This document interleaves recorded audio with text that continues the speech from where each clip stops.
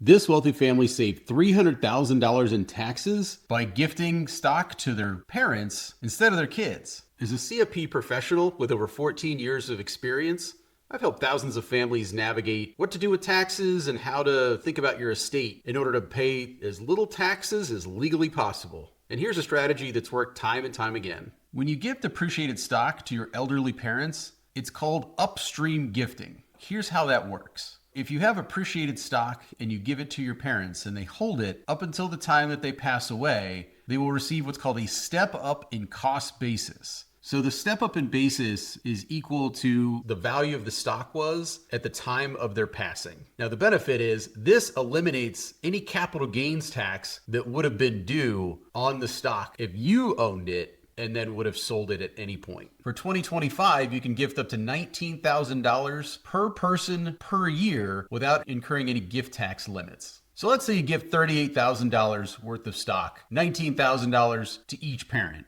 Now this stock you've only paid $10,000 for. So you have $28,000 worth of appreciation that really, if you held and sold that stock, you would have to pay capital gains tax on. Now let's say the stock does appreciate while they hold it. So in this example, we'll say that the stock goes up to $50,000 total. So we have $12,000 of appreciation during the time that they've held it. Now, when they pass away, let's say that the stock is worth $50,000. The amount of tax that you would have to pay is zero. It's super important that you document all of these transactions accordingly, especially if you have siblings, because this strategy really doesn't work if not everybody's on the same page and not everybody understands how all the different pieces will work. But in the end, when done correctly and done transparently, it can lead to some massive tax savings. If you have any questions or thinking about estate planning and these strategies might be of interest to you, feel free to reach out to me using the link in my bio.